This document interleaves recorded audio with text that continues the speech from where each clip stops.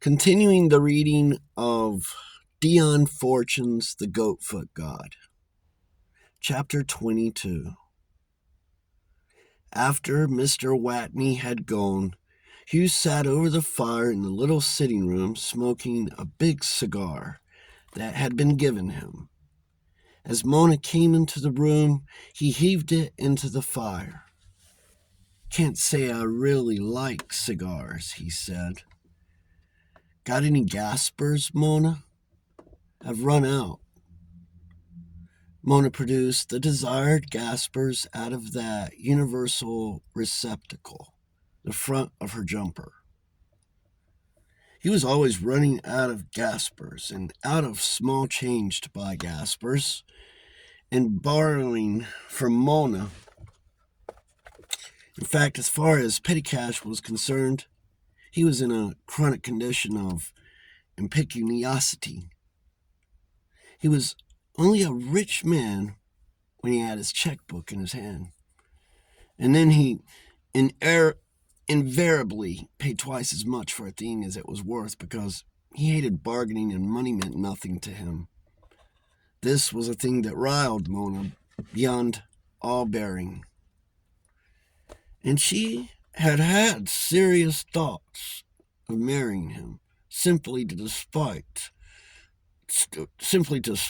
the antique furniture trade.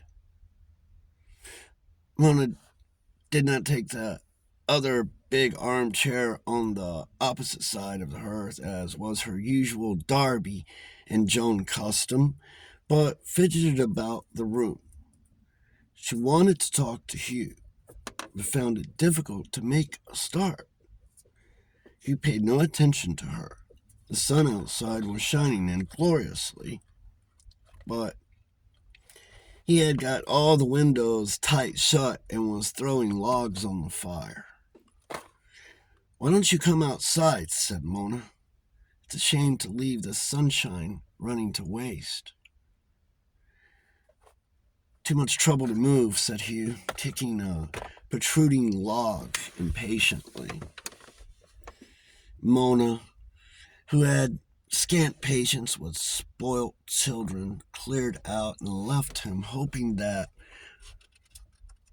what with the large lunch and the many whiskeys in the hot room, he would sleep himself sensible by tea time. When she returned from her walk, as the early spring dusk closed in, Hugh greeted her with the information that there had been a telephone call for her. "A Mrs. Madden," he said. "She said you would know her as Lucy Whitley. She was at school with you.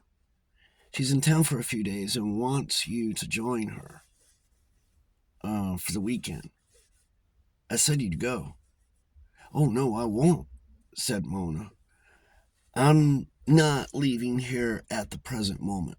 "Why not?" "Ambrosius might turn up.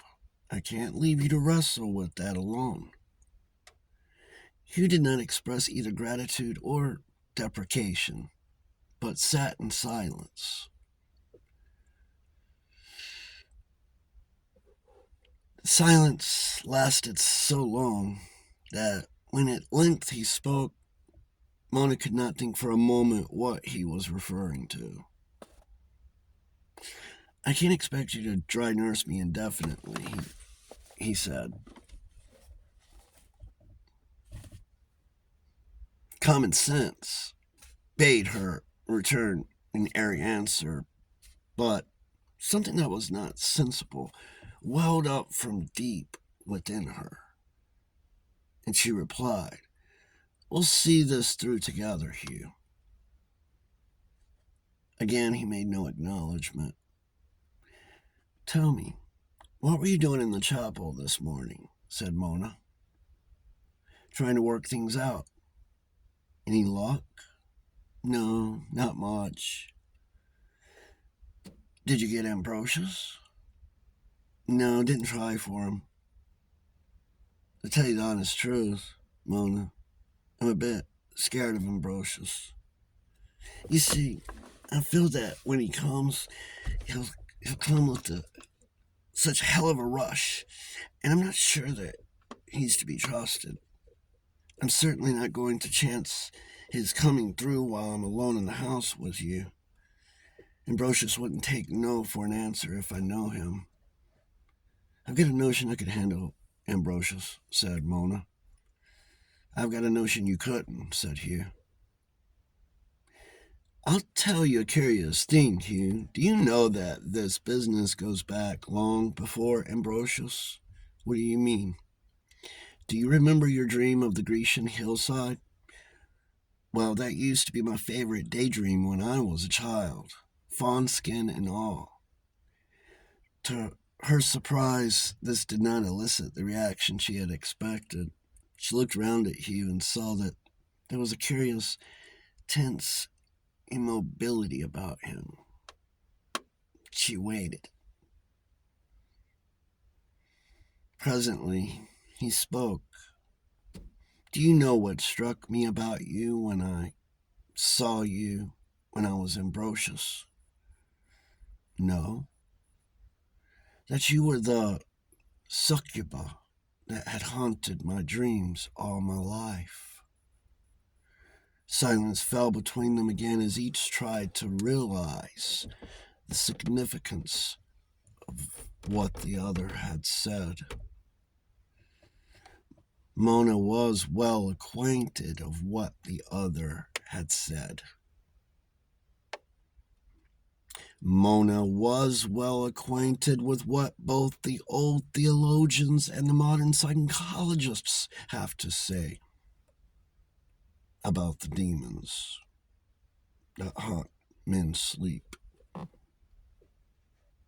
She knew all about the theory of dream mechanism and wish fulfillment and all the rest of the psychological bag of tricks. She had also heard Jelks' discourse on time and space, as known to the modern philosopher. Whether there was between herself and Hugh a bond of the soul forged in ancient Greece in a bygone life, or whether she was a type that appealed to that particular sex-starved male, depended entirely upon whether one considered time as a mode of consciousness or a matter of clocks. One thing stood out quite clearly, however. She was the solution of Hugh's problem. If she were unwilling to solve it for him, it would go unsolved. And looking deeply into her own soul, she had to face the fact that although Hugh might make no appeal to her as a man, there was a queer kind of fascination about Ambrosius. She had always had a very strong feeling for the glory that was Greece and was firmly convinced that she had been an initiate of the mysteries of the Earth Mother. Her childish fantasy of the swift free running and the short slit hurdle that earned the Spartan girls the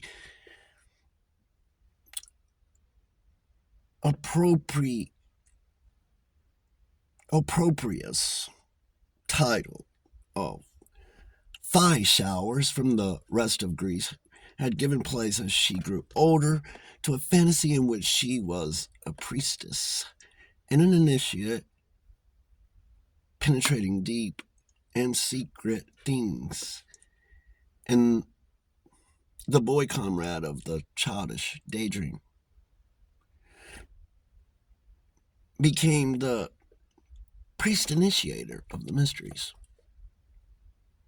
Not very long before Hugh had appeared on the scene, she had been reading in one of the books borrowed from Jelks' miscellaneous stock in trade of the interpretation put by modern scholarship upon the scurrilous abuse which the early fathers heaped upon the pagan faith they sought to supplant. She knew that the alleged temple orgies were far from being the Mikyahan, or should I spell MICAREMA,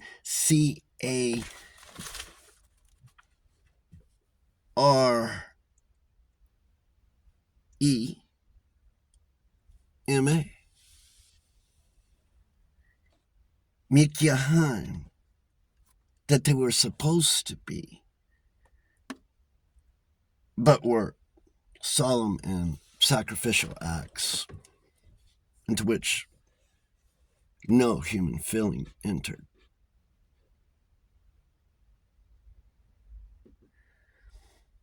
At the climax of the mysteries of the Earth Mother, all the lights went out, and the high priest and the chief priestess descended in darkness into the crypt, and there consummated a union that was a sacrament just as much as eating the body and drinking the blood. She knew the curious magical bond that the act of union makes between a man and a woman, whether they love or whether they hate, or whether they buy and sell in sordid indifference. If such a bond is forged by a simple animal function, what must be the bond that is forged by such a sacramental rite as that of the pastos of Eleusis? Do you know what I think, Hugh? She said, breaking the long silence that had settled upon the darkening room. I think that there is a path opening before us, if we have the nerve to take it, that will lead us to some very wonderful things. I'll face it if you will. But remember, once we start on it, there will be no turning back. That is what I've begun to suspect, said Hugh. I've tried to turn back this morning when I got the wind up over you in Ambrosius and found it was like swimming across a river. It's no good thinking you can't make it after you've got more than halfway across. You've got to make it. The only thing that bothers me is what Ambrosius will do to you when he comes through, for I've got absolutely no control over Ambrosius, you know, Mona. I'll have to tackle Ambrosius and come to terms with him, said Mona. It's the only thing to be done. I don't envy you the job, said Hugh.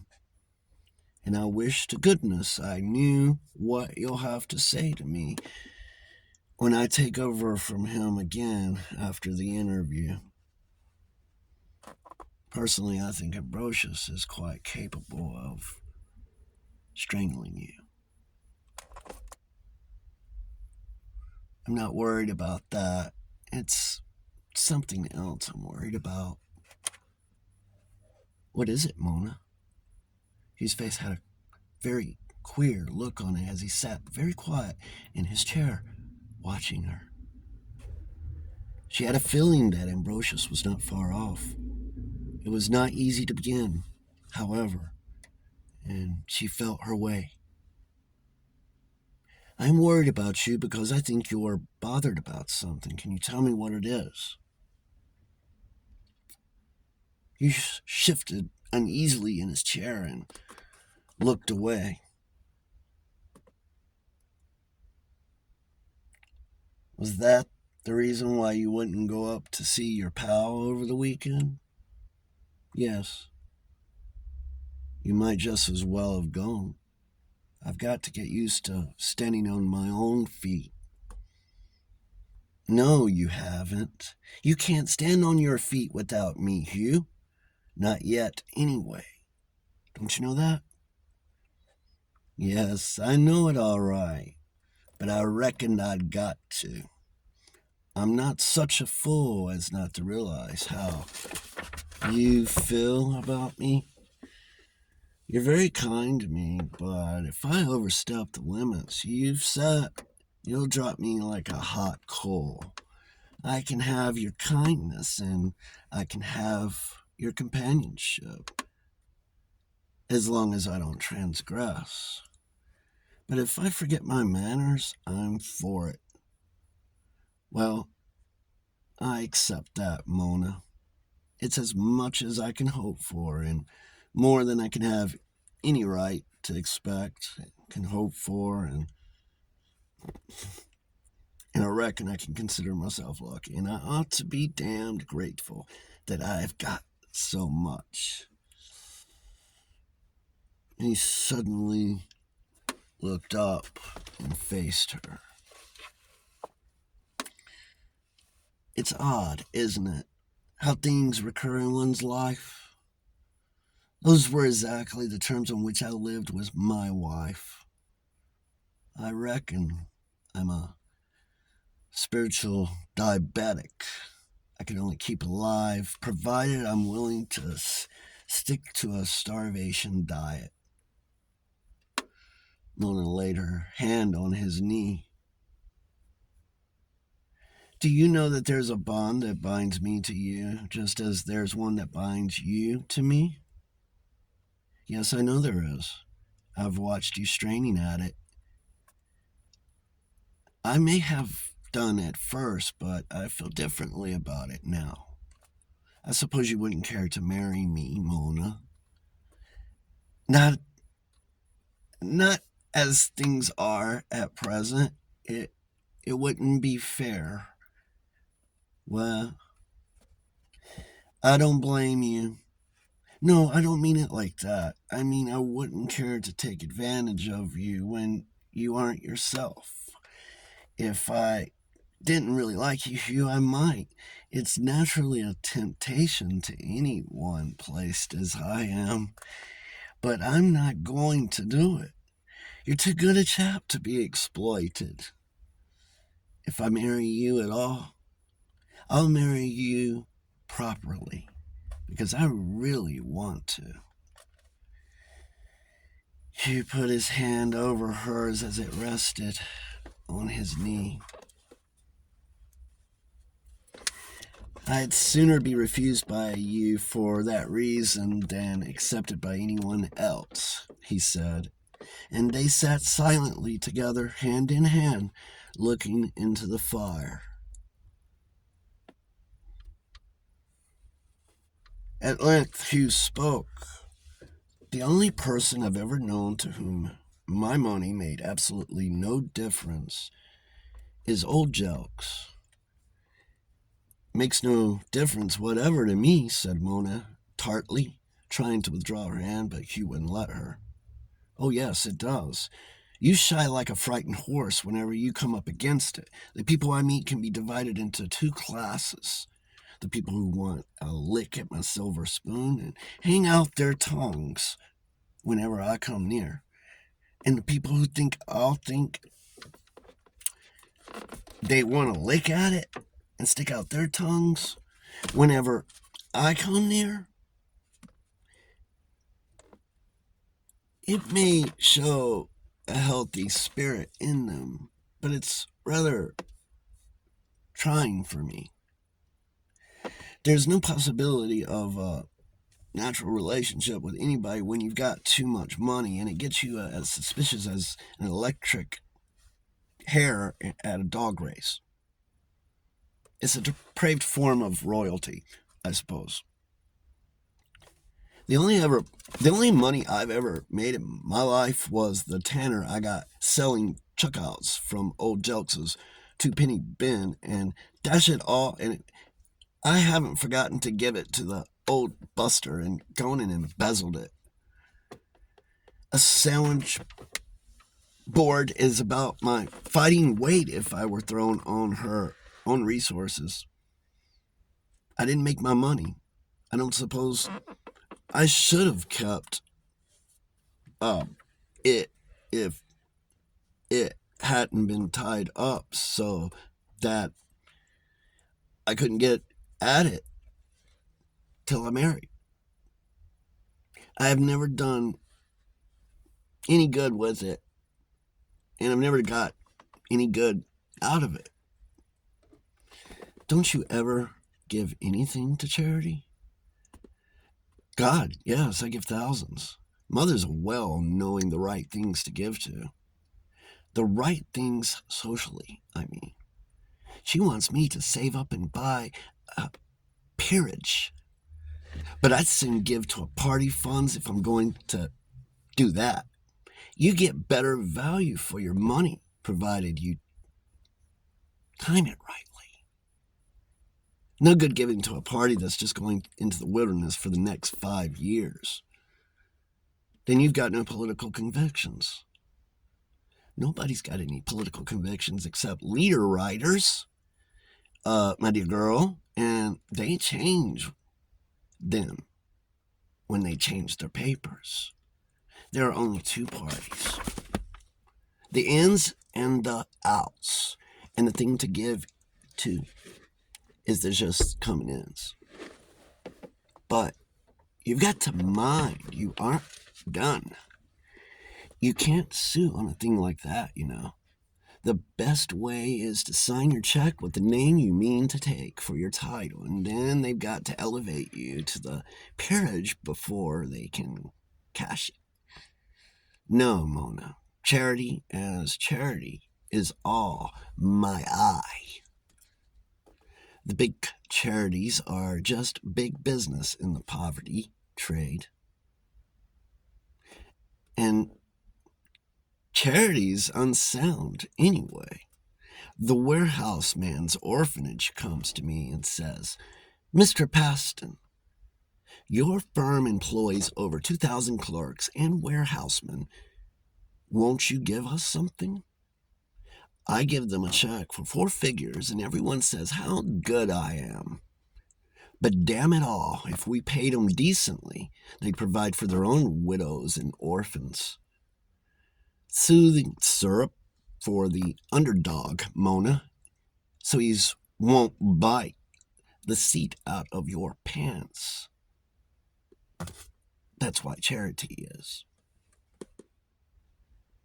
We make the conditions that shove them under and then chuck them a lifeline, lest their corpses get into the water supply. You don't seem to have much faith in human nature. I haven't. Not when it's exposed to the temptations it's exposed to when it gets near me. You and Jelks and Mrs. McIntosh are the only people who've ever given me anything like a square deal. And none of you got any use for me as a human being. You all think I'm a fool. And I guess you're right. Mona did not know what to say, for that was exactly what they did think. Mona, has it ever struck you that the man isn't breached who's grateful for kindness from a woman? But you have just been saying that you were grateful? Oh, damn it all. That's just like biting on a sore tooth. You bite on it because it's sore out of pure cussedness. Mona rose. The heart-to-heart talk she had intended to have with Hugh had not been a success. He had merely been irritable and irritating. If marriage with him were going to be like this, she certainly wasn't having any. Much better to struggle on as she was and keep her freedom.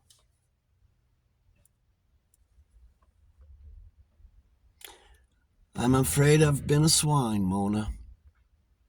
Yes, I'm afraid you have. I wish you'd give me a kiss. Why in God's name should I give you a kiss after the way you've behaved all afternoon? If you had Ambrosius to deal with, you wouldn't ask me for a kiss. he'd take it. By Jove, why wouldn't I get Ambrosius to kiss you for me? It'd be rather a lark. If you do, I'll never forgive you.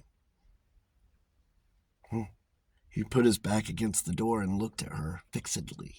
And as he looked, she watched his face begin to change. The change had hardly started before it stopped. Sorry, that was caddish. Sorry, Mona. He held the door open for her. She walked over to it, looked up at him, held out her hand, and said, Jake. He gripped her hand hard. Thanks. That was very sweet of you, Mona. I will see you at chapter 23. Dion Fortune, Goatfoot God, 1936.